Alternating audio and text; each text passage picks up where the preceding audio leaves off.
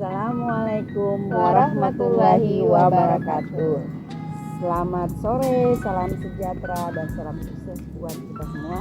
Dan juga salam sehat. Oke, hari ini kita bertemu lagi dengan saya Irma Garwan dan saya Jihan Khairunisa. kami dosen Fakultas Hukum Universitas Buana Perjuangan Karawang yang akan menyampaikan materi kuliah secara daring, yaitu materi kuliah Hukum Acara Perdata kepada mahasiswa-mahasiswi semester 4 angkatan 2018 dengan materi yaitu tahapan proses perkara di pengadilan negeri. Oke, jadi tahapan proses untuk pendaftaran perkara ini ya nanti akan Bunda dan Ibu Jihan sampaikan, yaitu proses pendaftaran perkara kalau zaman sekarang itu ada dua cara, yaitu secara manual dan secara e-court. Jadi secara e-court ini dimulai sejak tahun 2019 kemarin. Nah itu dasarnya adalah Peraturan Mahkamah Agung Peraturan Nomor 3 Tahun 2018 untuk pendaftaran secara e-court, perkara secara e-court ya. Nah, kita mulai dulu pembahasan yang pertama ya, tahapan pendaftaran secara manual. Nah, pihak berperkara ke pengadilan dengan membawa surat gugatan. Nah, membawa surat gugatan untuk gugatan. Kalau misalnya untuk permohonan ganti nama atau balik nama atau permohonan perwalian juga sama. Jadi prinsipalnya yang datang sendiri ataupun oleh kuasa hukumnya, yaitu ya. Setelah itu datang ke meja 1 dengan membawa gugatan asli atau permohonan asli tersebut dan di kopi sebanyak 6 rangkap. Terus petugas meja 1 akan memberikan penjelasan. Nah, tapi apabila yang datang itu prinsipalnya langsung, maka nanti diarahkan untuk sekarang ini ada pos bakum. Jadi nanti ke pos bakum yang akan membantu. Nah, setelah diberikan penjelasan, terus misalnya datang nih kuasa hukumnya ya, nah gugatannya itu diterima dan akan diarahkan untuk ke SIR untuk membuat SKUM. Apa itu SKUM? SKUM itu surat kuasa membayar panjar. Nah, kenapa dibilang panjar biaya itu karena nanti ada kemungkinan ada kurang biaya. Kalau kurang biaya berarti harus menambahkan biaya tersebut. Nanti kalau kelebihan biaya juga akan dikembalikan uang kelebihannya tersebut ya. Nah, pihak berperkara tersebut atau kuasa hukumnya akan membayarkan ke bank. Nah, kalau membayarkan ke bank dan kalau misalnya tapi di pengadilan negeri itu kitanya ke bank karena bank itu tidak ada di pengadilan negeri, beda kalau dengan di pengadilan agama itu ada bank, dan bank itu bukan semua bank, tapi bank yang sudah ada kerjasama dengan pengadilan tersebut gitu ya. Oke, selanjutnya setelah itu pemegang kas atau kasir menandatangani surat SKUM-nya tersebut ya, terus membubuhi. Setelah bayar nanti akan keluar nomor urut perkara, tanggal penerimaan, surat kuasanya, dan menyerahkan surat kuasa untuk membayar itu kepada pihak salinannya ya. Kalau sudah ada nomor perkaranya akan diberikan salinan 1 kopi atau 2 kepada si penggugat atau pemohon tersebut. Nah, selanjutnya itu kalau itu tadi yang dijelaskan adalah tahapan pendaftaran perkara ke pengadilan secara manual. Nah, kalau secara e-court itu ada panduan pendaftaran penundaan perkara aplikasi secara e-court ya. Nah, sebagaimana tadi sudah dijelaskan oleh Bunda bahwa dasar hukumnya itu adalah Perma nomor 3 tahun 2018 tentang tata cara berperkara secara elektronik di pengadilan. Kita mulai dari dengan definisi dan pengertian. Ekor itu apa sih artinya ekor? Ekor adalah sebuah instrumen pengadilan sebagai bentuk pelayanan terhadap masyarakat dalam hal pendaftaran secara online. Nah, pendaftaran secara online, pembayarannya pun juga secara online, dan pengiriman dokumennya juga secara online ya, dokumen persidangannya, yaitu misalnya replik, duplik, kesimpulan dan jawabannya itu secara online.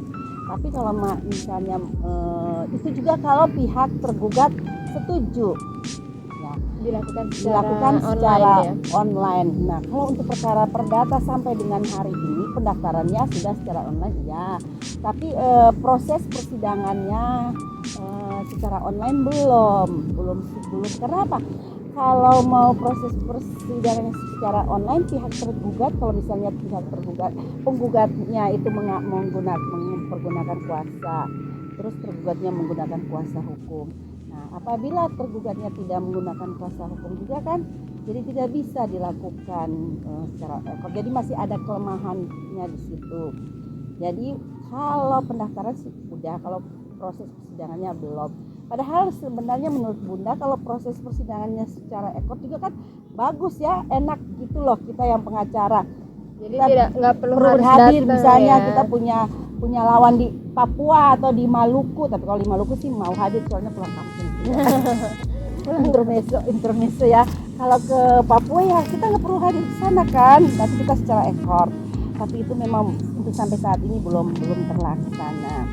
Tapi dengan adanya corona, kalau persidangan secara ekor sih udah dilakukan, dan pengalaman Bunda udah, tapi untuk perkara pidana. Nah, kalau perkara pidana bisa dilakukan secara ekor karena apa? Kan internet untuk pihak kejaksaan udah oke ya. Untuk kalau kejaksaan, jaksanya itu bersidangnya tetap di kejaksaan. Terus tahanan berarti di LP. Nah, hakim tetap di ruang sidang. Nah, pengacaranya bisa di pos bakum, atau kalau pengacaranya sedang di pos bakum, atau pengacaranya ikut ke LP. Nah, itu untuk saat ini karena corona, jadi persidangan secara ekor sudah terlaksana. Tapi bukan secara ekor, secara daring. Secara online melalui Zoom atau melalui Skype gitu ya. Oke, tadi sudah di definisi terhadap ekor itu ya. Terus selanjutnya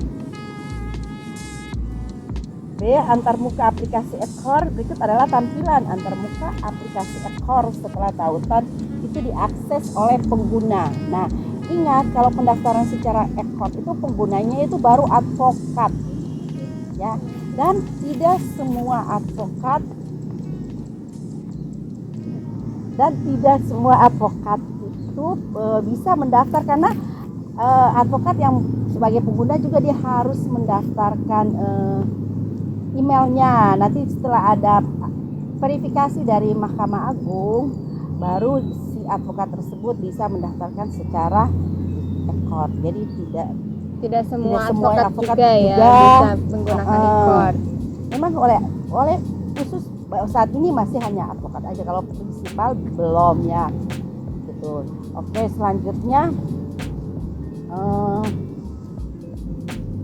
login dan pengisian data advokatnya. Setelah itu advokat tersebut yang mau mendaftar secara ekor, dia harus mengisi scan gugatannya itu nanti dikirim. Terus scan juga kartu advokatnya, scan berita acara sumpahnya, surat kuasanya. Jadi itu ada berapa tahapan ya sampai dengan proses pembayaran. Jadi ada kurang lebih 9 tahapan kalau tidak salah yang harus dilalui. Jadi terus langkah berikutnya harus dilakukan adalah lengkapi dokumen yang tadi sudah Bunda sampaikan, yaitu menyampaikan KTA, dokumen pengupahan, file-file dokumen yang sudah di scan ya, terus nanti di upload. Terus tahapan pendaftaran ekor adalah sebagai berikut. Ada berapa ini ya, sampai 10 tahap. Nah, dari halaman utama itu setelah login timbul tambah gugatan. Nah, kalau ada muncul tambah gugatan berarti harus tambah gugatan. Setelah itu pilih pengadilan tempat advokat akan beracara yang terdaftar ya, advokat terdaftar. Terus setelah itu tekan lanjut pendaftaran. Setelah tampilan berikutnya yaitu nomor register online-nya disampaikan. Bukan nomor perkara ya, kan ini nomor perkara itu nanti dapat dari pengadilannya, dari petugas meja 1. Langkah berikutnya adalah pendaftaran surat kuasa.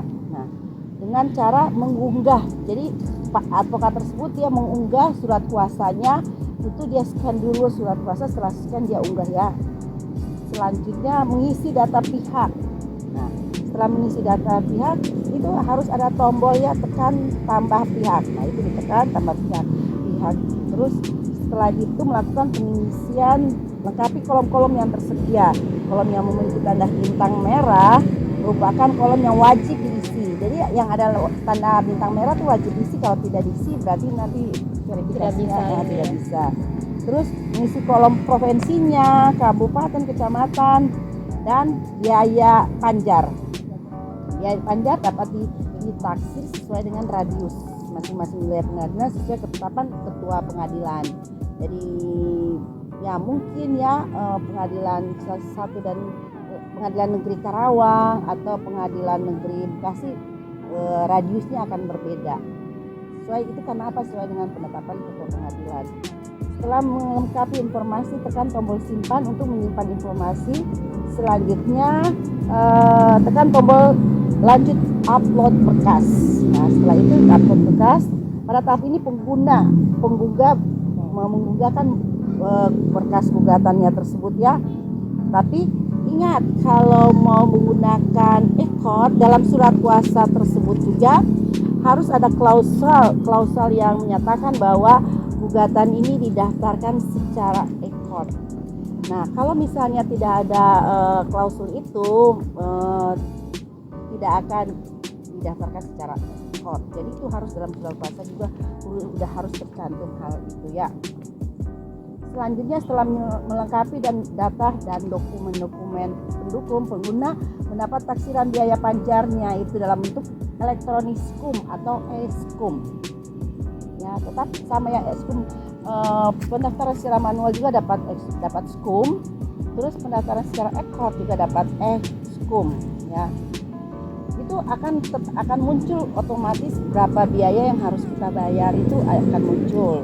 Nah, ingat pada saat seorang advokat dia mendaftarkan dirinya untuk mendapat verifikasi sebagai data pengguna bisa mendaftar secara e-court, dia juga harus memastikan nomor rekeningnya. Nomor rekeningnya itu untuk apa? Untuk nanti dia mendaftarkan pembayaran secara online. Nah, nanti setelah selesai persidangan panjar biaya itu kalau ada sisanya akan langsung dikirim melalui rekeningnya tersebut ya. Nah, dari aplikasi e-SKUM itu akan timbul kata muncul lanjut pembayaran. Nah, kalau udah ada muncul lanjut pembayaran, makanya langsung dibayar secara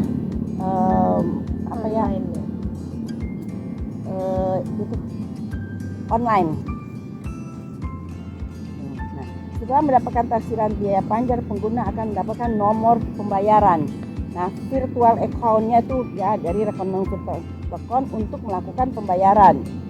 Nah, selanjutnya tinggal menunggu proses validasi dan verifikasi dari pihak pengadilan untuk mendapatkan nomor perkara.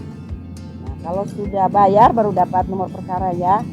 Nah, setelah selesai verifikasi pendaftaran tersebut.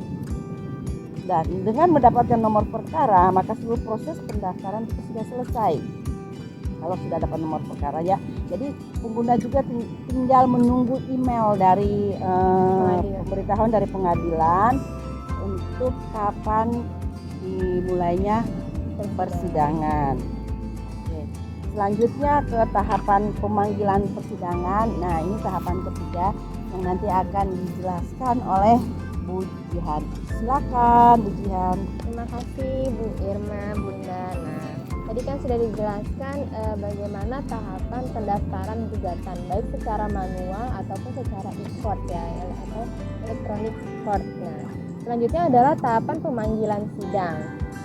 Perkara yang sudah didaftarkan di pengadilan negeri oleh penggugat atau pemohon selanjutnya tinggal menunggu panggilan sidang dari jurusita atau jurusita pengganti. Nah, ini kalau misalnya dengan jurusita ini biasanya gugatan itu apabila diajukannya secara manual. Kalau misalnya dia diajukan secara e-court tadi yang sudah disampaikan oleh Bunda di akhir itu, maka setelah melakukan pembayaran dan terverifikasi oleh pengadilan dalam aplikasi e-court itu, maka tinggal menunggu jadwal sidangnya begitu ya. Pemberitahuannya pun secara online ya. Online kalau untuk penggugat atau pemohon, tapi kalau tergugat atau termohon tetap dipanggil secara manual oleh jurusita atau jurusita pengganti. Nah, itu kemudian pemanggilan oleh jurusita atau jurusita pengganti kepada pihak penggugat atau tergugat dilakukan sekurang-kurangnya 3 hari. Jadi paling lambat itu 3 hari sebelum jadwal sidang. Ya. Itu untuk panggilan baik pemohon atau penggugat atau dan tergugat atau termohon. Gitu.